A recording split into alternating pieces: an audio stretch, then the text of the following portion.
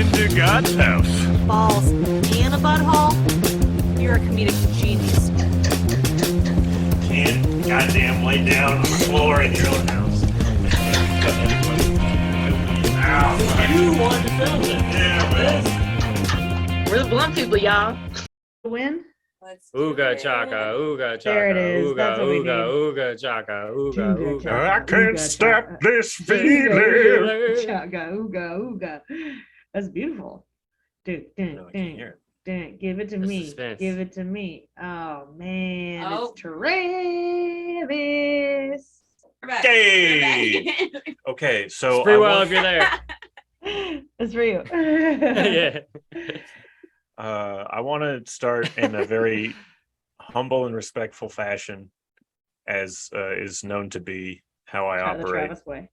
So I had a lot of people hitting me up, and they're like, "Look, man, it was just out of line what you did with those first couple podcasts, and you killed the mood, and you made things weird, and you could have kept it light, but you chose not to. Clearly, you know a lot of things. You know things that wouldn't upset people, but you choose the things that will."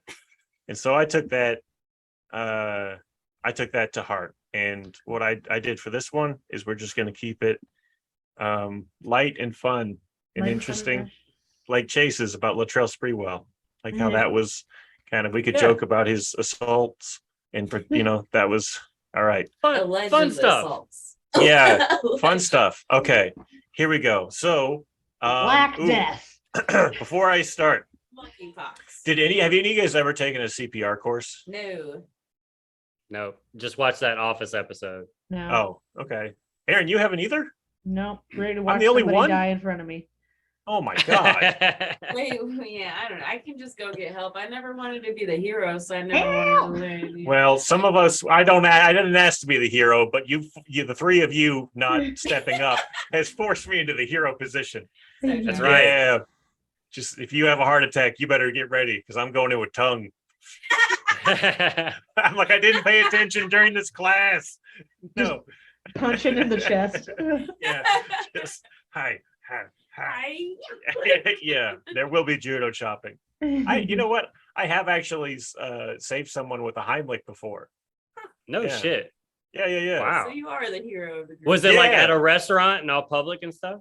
No, it was at my dad's house, and it was my stepmom, Oh god. and she just got a Oh. piece of beef in there and just, and then I It'll was be like, beef. you know, there was a moment of, I was like, huh, this is when someone does that, huh? And then I was I like, guess.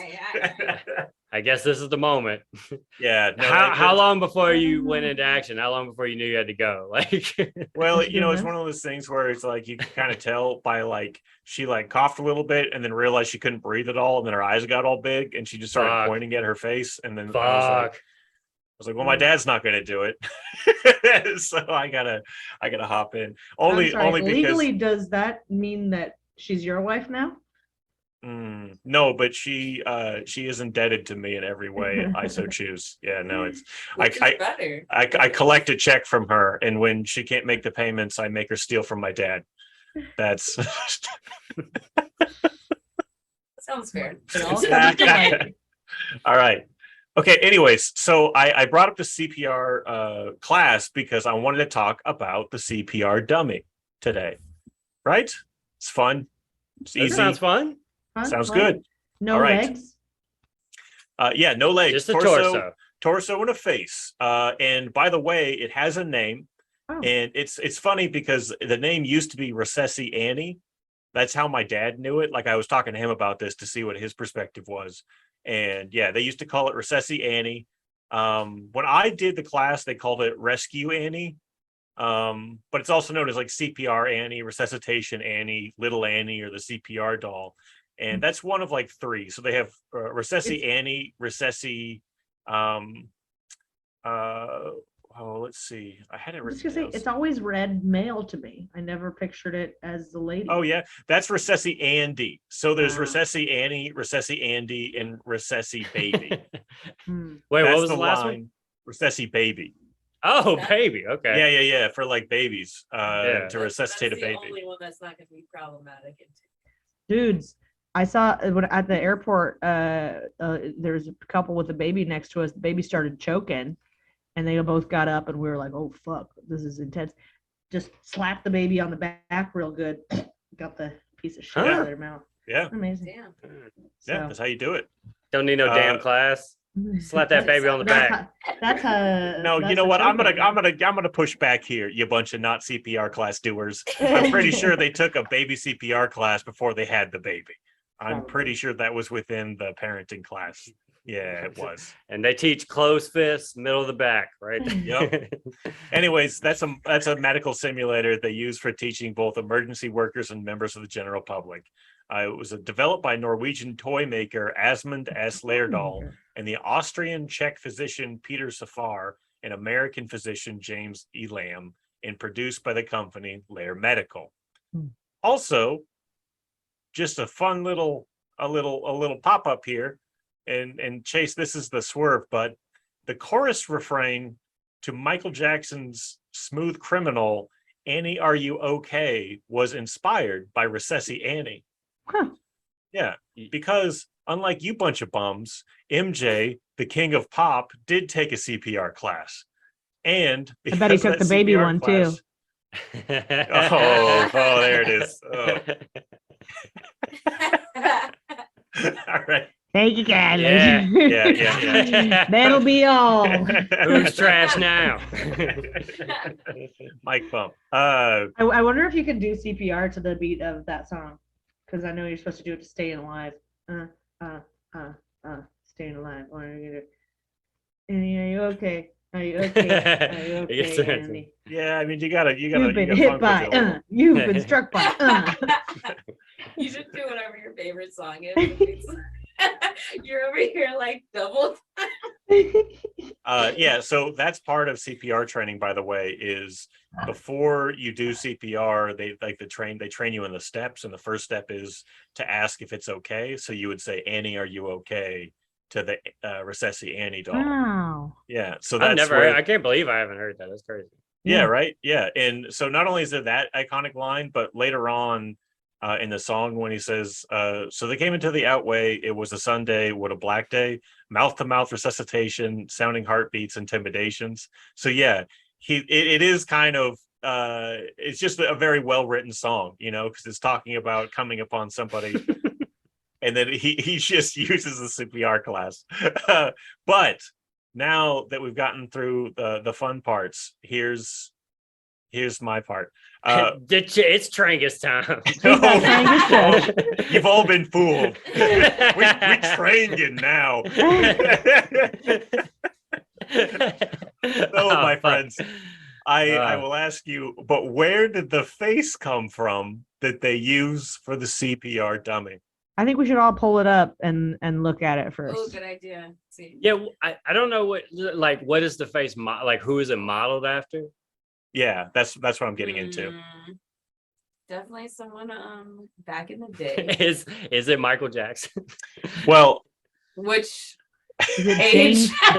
It kind of looks like a Tilda Swinton type, but I know it's been around longer than her. yeah. Right. Would you like me to get into it? Sure would, Travis. She is Listen. known by many names, and this is French, so I really practice this. L'inconnu de la Seine. Also, unknown woman of Seine, which is the river Seine in France. The Mona Lisa of Seine, Resusci Annie, and the most kissed girl in the world. Mm. She might not have lived to tell the tale. Uh-huh. They call her that because they made the CPR dummy face after her face. Mark, I'm getting most of this from the British Medical Journal, by the way. They put this out in December 2020. So in the late 19th century, the body of a girl was pulled from the Seine in Paris. No one knew her name, her story, or her history. From the firmness of her face, she was predicted to be about 16. So that's just a fun detail. Firm face. Yeah, you got to keep that face firm. Look young. Her body was transported to a mortuary and placed on public display for identification. This was normal practice, and public viewing of unclaimed corpses was a popular attraction. That one's mine. That one's also mine. How much for this one? In a volume of engravings from unknown Paris, one commenter said, "There is not a single window in Paris that attracts more onlookers than this." So he was saying that people were just coming to ogle at the corpse of this girl. What year is this? This is like around 1880. This is 87. Yeah. Yeah. No, this is 1880. A Sorry, and pathologist who was the number performed- one draft pick that year? Yeah, Chase. That was Shaquille O'Neal. The pathologist who performed an autopsy on the body was so captivated by the girl's appearance that he wished to preserve the memory of her face. He called a modeler to prepare a plaster death mask based on the girl's visage, or her, the way her face looked. So are you guys familiar with death masks? Do we know what that is? Yeah. Nah. Well, No? we got a solid guess. Yeah. It's back in the day. If they sometimes if they just had like a Jane Doe or something, bodies, I think the scientific term is go to mush. So before that happens, you got to take like a plaster of the face. So later on, if people come asking around, you can be like, well, this one over here died. And Did they have a that's- firm face like this? Yeah. See how firm that face is. Anyways, in the years that followed, this got so popular. This woman's face, the face was replicated. Copies were sold throughout Bohemian Paris, which is like the German parts of Paris. The inexplicable attraction of the girl's eerie half smile soon prompted wonder and speculation about her life story. So like the this, Mona by the Lisa. way, yeah. Yeah.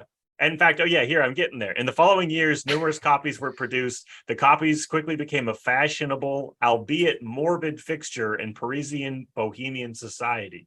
Albert Camus, dude of mine, if anyone follows me on Twitter, and others compared her enigmatic smile to that of the Mona Lisa, evoking much speculation as to what clues the seemingly happy expression, perceived as eerily serene on her face, could offer about her life, her death, and her place in society. All right.